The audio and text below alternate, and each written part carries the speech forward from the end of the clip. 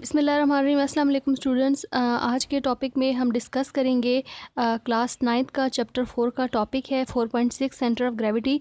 अपनी previous lecture में हम लोगों ने सेंटर ऑफ़ मास को डिस्कस किया था कि सेंटर ऑफ़ मास क्या होता है, उसकी एग्जांपल्स और की एक्सप्लेनेशन को डिस्कस किया था। ग्रेविटी को पढ़ेंगे। सबसे पहले हम इसकी डेफिनेशन देखेंगे कि what is meant by centre of gravity, फिर उसके बाद उसकी कुछ एग्जांपल्स देखेंगे और उस एग्जांपल की एक्सप्लेनेशन देखेंगे। And after that we will discuss the centre of gravity of some symmetrical objects. Symmetrical object, homogeneous object या यूनिफॉर्म ऑब्जेक्ट के देखेंगे कि सेंटर ऑफ ग्रेविटी जो है वो आप उसकी कैसी फाइंड कर सकते हैं। तो सबसे पहले let's start from the definition that what is meant by centre of gravity. Definition of center of gravity is that a point where the whole weight of the body appears to act vertically downward। ठीक है, centre of gravity किसी भी body का एक ऐसा point होता है जहाँ पे बॉडी का सारा वेट जो है उस पॉइंट पे एक्ट कर रहा होता है। और वेट हमने पढ़ा एक्चुअली क्या चीज़ होती है, फोर्स ऑफ ग्रेविटी होती है of the earth that acts on the body. ठीक है, फोर्स ऑफ ग्रेविटी की डायरेक्शन क्या होती है, toward the centre of earth. तो उसकी जो डायरेक्शन होगी सेंटर ऑफ ग्रेविटी को हम कैसे फाइंड करेंगे कि उसका बॉडी का कोई भी वेट होगा जो कि इस पॉइंट पे एक्ट कर रहा होगा और वर्टिकली डाउनवर्ड होगा। ठीक है, तो यहाँ पे हम एक एग्जांपल कंसिडर करते हैं कि लेट्स सपोज करें कि आपके पास एक एग्जांपल है। यहाँ पे हम लोगों ने लेट्स सपोज एक कंसिडर कर लिए कि आपके पास एक बॉडी है।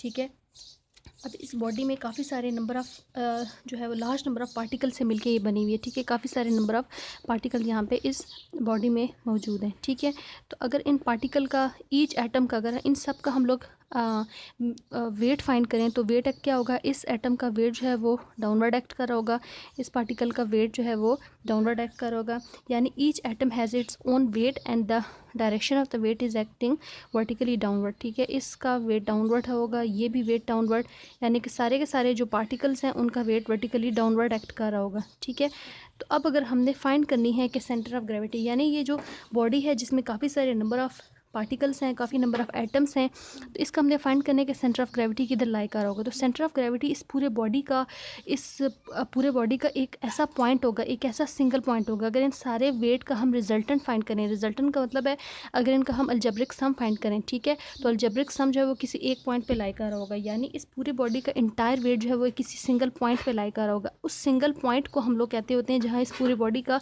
वेट एक पॉइंट पे लाई कर रहा होगा। That single point basically is called the centre of gravity. ठीक है, सेंटर ऑफ ग्रेविटी को हम CG से लिख सकते हैं।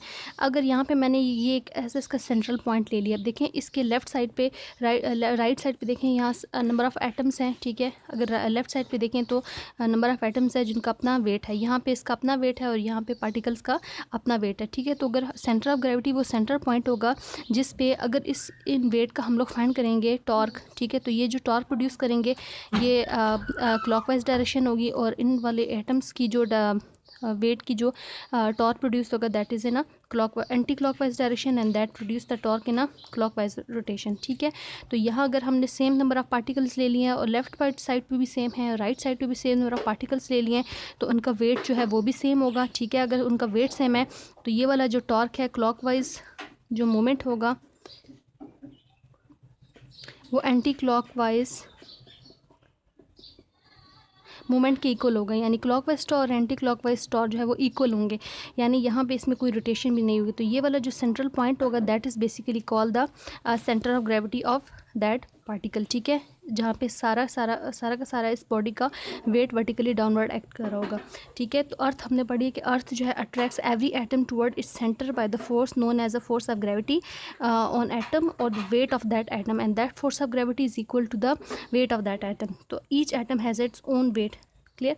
अब हम यहाँ पे एक और एग्जांपल डिस्कस कर लेते हैं कि यहाँ पे हम दूसरी एग्जांपल डिस्कस कर लेते हैं कि लेट्स सपोज करें कि हमने यहाँ पे बटरफ्लाई की एग्जांपल को कंसिडर करना है कि इस बटरफ्लाई को आपने किसी एक पॉइंट पे इसको बैलेंस करना। ठीक है, तो सेंटर ऑफ ग्रेविटी जो है वो भी इसलिए इम्पॉर्टेंट होती है कि हमने अगर फाइंड करनी है कि to know the location of the centre of gravity of the body in problem dealing with equilibrium. ठीक है, इक्विलिब्रियम को सॉल्व करते हुए अगर हमने डिस्कस करना है कि अगर बॉडी को बैलेंस करना है या इक्विलिब्रियम के हवाले से सेंटर ऑफ ग्रेविटी जो बहुत इंपॉर्टेंट होती है। तो अगर हमें किसी बॉडी का सेंटर ऑफ ग्रेविटी पता होगी कि उसका सेंटर ऑफ ग्रेविटी किधर होगा, होल वेट किधर लाई कर होगा, तो आप उसको ईजिली जो है वो बॉडी को बैलेंस कर सकते हैं। ठीक है, है। हमने यहाँ पे कंसिडर कर लिया कि लेट सपोज करें बटरफ्लाई की एग्जांपल यहाँ पे ले लिए। बटरफ्लाई की केस में हम यहाँ पे ले लेते हैं कि काफ़ी लेट सपोज करें नंबर ऑफ एटम्स हैं यहाँ पे, इस साइड पे भी, लेफ्ट साइड पे भी और राइट साइड पे काफ़ी नंबर ऑफ एटम्स हैं, ठीक है। और इन नंबर ऑफ एटम्स का जो इनके ऊपर जो फोर्स एक्ट कर रही होगी, फोर्स ऑफ ग्रेविटी, वो एक्चुअली इक्वल होगा वेट ऑफ दैट एटम, और उसकी डायरेक्शन क्या होगी, एक्ट वर्टिकली डाउनवर्ड। तो यहाँ पे हम बना लेते हैं कि लेट सपोज करें इसका वेट, पार्टिकल का वेट, इसका वेट, इन सब का वेट जो है वो एक्ट वर्टिकली डाउनवर्ड होगा। अब यहाँ पे हम एक ऐसा पॉइंट ए जो है वो डिस्कस कर लेते हैं कि यहाँ पे हम एक पॉइंट ए डिस्कस कर लेते हैं कि लेट सपोज ये ए जो है वो इस बॉडी का, इस बटरफ्लाई का central point, centre of gravity है या नहीं, जहाँ इस पूरे बटरफ्लाई का वेट जो है वो एक्ट कर रहा होगा या नहीं। तो लेट सपोज करें कि हमने यहाँ पे एक पॉइंट ए डिस्कस कर लिया, कंसिडर कर लिया,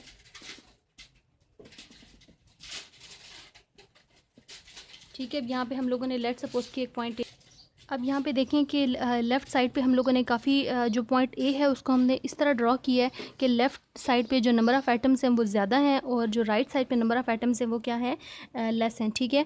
तो लेफ़्ट साइड पे नंबर ऑफ़ एटम जो है ज़्यादा है, राइट साइड पे अगर देखें तो फोर्स जो एक्ट कर रही है इन एटम के ऊपर वो क्या है, लेस है as compare to the force acting on the left of each atoms, ठीक है, because there are less number of atoms on the right side and there are large number of atoms on the left side, ठीक है। तो अब यहाँ पे अगर हम उसकी बात करें, टॉर्क की बात करें, तो टॉर्क अगर हम देखेंगे तो टॉर्क जो है वो अलजेब्रिक सम जो होगा of the moment due to the weight W of each atom about point A is not zero, ठीक है। पॉइंट ए के अबाउट जो टॉर्क प्रोड्यूस होगा, यानी लेफ्ट साइड के जो एटम्स हैं जो टॉर्क प्रोड्यूस करें और जो राइट साइड के एटम टॉर्क प्रोड्यूस करें वो इक्वल नहीं होगा। क्यों? क्योंकि ये लेफ्ट साइड पे नंबर ऑफ एटम्स ज़्यादा है और राइट साइड पे नंबर ऑफ एटम्स क्या है, कम है, ठीक है। तो इसके रिजल्ट में जो टॉर्क प्रोड्यूस होगा, अगर राइट साइड पे देखें तो राइट साइड पे ये जो टॉर्क प्रोड्यूस करेंगे ये क्लॉकवाइज टॉर्क होगा अबाउट ए, और लेफ्ट साइड पे अगर नंबर ऑफ एटम देखें तो जो टॉर्क प्रोड्यूस करे वो एंटी क्लॉकवाइज टॉर्क है।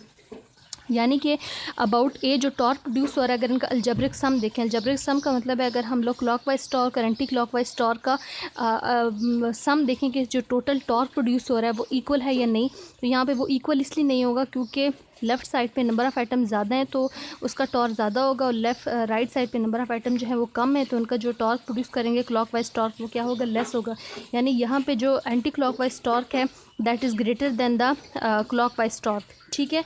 तो ये जो इस केस में क्या होगा, जो सेंटर ऑफ ग्रेविटी है वो ये इस बॉडी का सेंटर ऑफ ग्रेविटी नहीं होगा बिकॉज लेफ़्ट साइड और राइट साइड का टॉर्क जो है वो इक्वल नहीं है। इस एग्जांपल से पॉइंट ए के अबाउट अगर हम टॉर्क फाइंड करें, the algebraic sum of the moments due to the weight W of each atom about point A, ठीक है, is not zero. Point A के अबाउट जो अलजेब्रिक सम है वो इस बॉडी का, इस बटरफ्लाई का इक्वल नहीं है, ज़ीरो नहीं है, ठीक है। ज़ीरो इसलिए नहीं है क्योंकि clockwise movement is less than anti clockwise movement, these two movements are not equal, so the body will not be in equilibrium position and will not be balanced. Clear. अब हम यहाँ पे एक और इस केस को डिस्कस कर लेते हैं, पॉइंट एक और पॉइंट बना लेते हैं राइट लेफ्ट साइड की तरफ। अब यहाँ पे हम एक और केस कंसिडर कर लेते हैं कि लेट सपोज करें कि ये एक पॉइंट बी है, ठीक है। पॉइंट बी इस तरह हम लोगों ने ले लिया कि अगर लेफ़्ट साइड पे देखें तो लेफ्ट साइड पे लेस नंबर ऑफ़ एटम्स ले लिए, इसका मतलब है यहाँ पे less number of force act कर रही होगी अबाउट दिस पॉइंट, और राइट साइड पे अगर चेक करें तो ज़्यादा नंबर ऑफ़ एटम्स हैं, तो इसका मतलब है यहाँ पे जो वेट होगा, फोर्स होगी, वो acting on these each atom will be greater, ठीक है। तो अब अगर हम टॉर्क फाइंड करें, ठीक है, इस पॉइंट बी के अबाउट टॉर्क फाइंड करें तो यहाँ पे जो टॉर्क बन रहा है anti clockwise, this is anti clockwise torque, और ये क्या है, क्लॉकवाइज टॉर्क बना है, ठीक है। अब इस केस में देखें तो जो अलजेब्रिक सम है of the algebraic sum of the moments due to the weight W of each atom about point B के अबाउट अगर हम फाइंड करना चाह रहे हैं कि हमारे पास जो टॉर्क की वैल्यू है वो कितनी आ रही है अबाउट लेफ्ट साइड पे और राइट साइड पे, तो वो इक्वल नहीं है, वो ज़ीरो नहीं होगी, ठीक है। अगर वो इक्वल होता तो यहाँ पे हम उसको इक्विलिब्रियम में कंसिडर करते हैं, ठीक है। तो यहाँ पे अगर हम चेक करें तो जो एंटी क्लॉकवाइज टॉर्क है उसकी वैल्यू लेस है, और जो क्लॉकवाइज मूवमेंट है, क्लॉकवाइज टॉर्क, उसकी वैल्यू क्या है, ज़्यादा है, because there are large number of particle, large number of atoms, so the force and the weight will be greater on the right side, ठीक है। तो यहाँ पे अब हम एक और पॉइंट, अब हम एक और केस कंसिडर करते हैं कि हम यहाँ पे एक और सेंटर पॉइंट बना लेते हैं जिसमें लेफ्ट साइड पे और राइट साइड पे नंबर ऑफ एटम्स इक्वल हो। हमने ये कंसिडर कर लिया कि हमने यहाँ पे एक पॉइंट जी कंसिडर कर लिया। पॉइंट जी हम लोगों ने इस तरह कंसिडर किया है कि लेफ्ट साइड पे जो नंबर ऑफ एटम्स हैं और जो राइट साइड पे नंबर ऑफ एटम्स हैं वो इक्वल हैं, ठीक है। यानी लेफ्ट साइड का जो टॉर्क है एंटी क्लॉकवाइज टॉर्क और राइट साइड पे जो वेट टॉर्क प्रोड्यूस कर रहे हैं, जो पार्टिकल्स एटम टॉर्क प्रोड्यूस कर रहे हैं, उनका जो टॉर्क है वो क्या है, इक्वल है। क्लॉकवाइज मूवमेंट और एंटी क्लॉकवाइज मूवमेंट इक्वल है। जब ये इक्वल होंगे तो यहाँ पे नेट टॉर्क इसका क्या होगा, ज़ीरो होगा। और जब नेट टॉर्क ज़ीरो होगा तो यहाँ पे बॉडी क्या होगी, इन इक्विलिब्रियम बैलेंस पोजीशन पे होगी। ठीक है, प्रिंसिपल ऑफ मूवमेंट्स अगर अप्लाई करें, clockwise movement is equal to the anti clockwise movement and the body will be in balance and equilibrium position. ठीक है, तो ये जो पॉइंट जी है, इस पॉइंट जी को आप क्या कहोगे, this point G is called the centre of gravity of this butterfly where the entire weight of this butterfly can be taken at its centre of gravity. ठीक है, इसमें क्या है, द अलजेब्रिक सम जो है moment, algebraic sum of the moments due to the weight W of each atom about the point G, about point G is equal, so the clockwise moment is equal to the anti-clockwise moment and this butterfly can be balanced at this position। ठीक है, अब ये हमने एक point G find कर लिया। इस point G पे आप इस बटरफ्लाई को with the help of your finger जो है वो इजीली उसको बैलेंस कर सकते हैं, इक्विलिब्रियम पोजीशन में हो सकती है। ठीक है, तो हमने अपने इस एग्जांपल्स में ये डिस्कस कर लिया है, हमें पता चल गया कि सेंटर ऑफ ग्रेविटी को आप सी जी से भी रिप्रेजेंट कर सकते हैं। ठीक है, it is represented by C G. और ये कैसा पॉइंट होता है, it is the point where the entire weight of the body act. ठीक है, क्लियर हो गया हमारे पास। So the body can be balanced by supporting it at centre of gravity. ठीक है, अब हम यहाँ पे फाइंड कर लेते हैं कि अगर हमारे पास सेंटर ऑफ ग्रेविटी की एक और डेफिनेशन अगर हम लिखना चाहें तो centre of gravity is a single point. ठीक है, वो एक सिंगल पॉइंट होता है where it is a single point where the entire weight of this body act and it is denoted by CG। CG से represent कर सकते हैं। ठीक है, center of gravity is considered for only those bodies having the mass and volume। ठीक है, अगर center of gravity सिर्फ उनका हम फाइंड कर सकते हैं जिनका mass होता है और क्या होगा, वॉल्यूम होगा। अब हम यहाँ पे कुछ ऐसी बॉडीज़ हैं, लेट्स सपोज अगर हम फाइंड करना चाह रहे हैं कि अगर सेंटर ऑफ ग्रेविटी की रॉड का फाइंड करना चाह रहे हैं, किसी रेक्टेंगुलर का, स्क्वायर का, पैरेललोग्राम का, सिमेट्रिकल ऑब्जेक्ट्स का। सिमेट्रिकल ऑब्जेक्ट मीन कि कोई भी यूनिफॉर्म बॉडीज़ जो हैं, होमोजीनियस बॉडीज़ हैं, तो उनका अगर हम सेंटर ऑफ ग्रेविटी फाइंड करना चाहें तो वो किस पॉइंट पे लाई कर रहा होगा। कुछ ऐसी बॉडीज़ जैसे सिमेट्रिकल ऑब्जेक्ट्स हैं, यूनिफॉर्म ऑब्जेक्ट हैं, होमोजीनियस शेप की बॉडी हैं, तो उनकी हम ज्योमेट्री से by their geometry we can solve the centre of gravity की सेंटर ऑफ ग्रेविटी उनका कौन सा पॉइंट होगा। फॉर एग्जाम्पल अगर हम यहाँ पे फाइंड करना चाह रहे हैं कि हमारे पास जो सेंटर ऑफ ग्रेविटी है किसी भी यूनिफॉर्म रॉड की है। ठीक है, तो यूनिफॉर्म की जो सेंटर ऑफ ग्रेविटी वो किधर होगी, is the middle of the uniform rod. ठीक है, इसका जो मिड पॉइंट होगा, ये इसका मिड पॉइंट है, ये इस रॉड का मिड पॉइंट होगा। क्लियर, तो इस मिड पॉइंट पे इस रॉड की सेंटर ऑफ ग्रेविटी लाई कर रही होगी। क्यों, क्योंकि यहाँ पे अगर हम राइट साइड पे देखें तो यहाँ जो नंबर ऑफ़ एटम्स हैं और का वेट और यहाँ पे जो नंबर ऑफ़ एटम्स हैं उनका वेट क्या है, इक्वल होगा। तो यहाँ पे जो मोमेंट प्रोड्यूस होगा, clockwise movement, anti clockwise movement about this point वो क्या होगा, इक्वल होगा। तो ये बॉडी जो है वो बैलेंस्ड होगी, इक्विलिब्रियम पोजीशन में होगी। तो सेंटर ऑफ ग्रेविटी अगर यूनिफॉर्म रॉड का फाइंड करना चाहें तो वो किधर होगी, एट द सेंटर। अब हम देखते हैं कि अगर हमने सेंटर ऑफ ग्रेविटी फाइंड करनी है कि किसी भी सेंटर ऑफ ग्रेविटी अगर हमने स्क्वायर की फाइंड करनी है, ठीक है, स्क्वायर की फाइंड करनी है, किसी भी रेक्टेंगल की फाइंड करनी है, या फिर दूसरी जो हमारे पास शेप है पैरेललोग्राम की फाइंड करनी है। ठीक है, तो इन तीनों की जो सेंटर ऑफ ग्रेविटी होती है वो किधर होती है, by the intersection of its diagonal. ठीक है, डायगोनल ये वाले पॉइंट होते हैं, ये वाली जो पॉइंट होता है जहाँ पे दो डायगोनल एक दूसरे को इंटरसेक्ट कर रहे होते हैं, इसे बेसिकली हम लोग क्या कहते हैं, ये वाला जो पॉइंट होगा इंटरसेक्शन ऑफ द डायगोनल, इसे हम कहेंगे this is the centre of gravity of the square. Rectangular का फाइंड करेंगे तो रेक्टेंगल का कैसे होगा, इंटरसेक्शन डायगोनल का इंटरसेक्शन यहाँ पे ये दोनों लाइन एक दूसरे को इंटरसेक्ट करें। पैरेललोग्राम का भी क्या होगा, intersection of its diagonal. Clear, तो ये जो जी है, जी यहाँ पे इस पूरे के पूरे स्क्वायर का, पैरेललोग्राम का या फिर रेक्टेंगल का वेट जो है, इंटायर वेट, होल वेट इस पॉइंट पे एक्ट कर रहा होगा, इस पॉइंट पे इंटायरली वर्टिकली डाउनवर्ड एक्ट कर रहा होगा। ठीक है, तो ये हमारे पास आ गया स्क्वायर का, रेक्टेंगल का या पैरेललोग्राम का।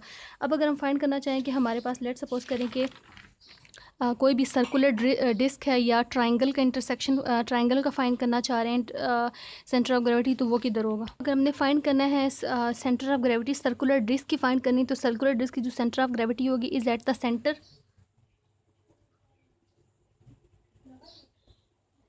ठीक है, सर्कुलर डिस्क की जो सेंटर होगा वहाँ पे इसका सेंटर ऑफ ग्रेविटी लाई कर रहा होगा। और अगर हमने फाइंड करना है किसी भी ट्राइंगल की अगर हम फाइंड करना चाह रहे हैं, क्लियर, ये हमारे पास ट्राइंगल है, ट्राइंगल का अगर हमने सेंटर ऑफ ग्रेविटी फाइंड करना है तो ट्राइंगल का जो सेंटर ऑफ ग्रेविटी है वो क्या होगा, इंटरसेक्शन ऑफ इट्स मीडियन। ठीक है, मीडियन क्या चीज़ होती है, मीडियन हमारे पास अपोजिट साइड के ऊपर जो लाइन इंटरसेक्ट कर रही है, तो ये जो इंटरसेक्शन ऑफ मीडियम है that this point is called the centre of gravity of the triangular.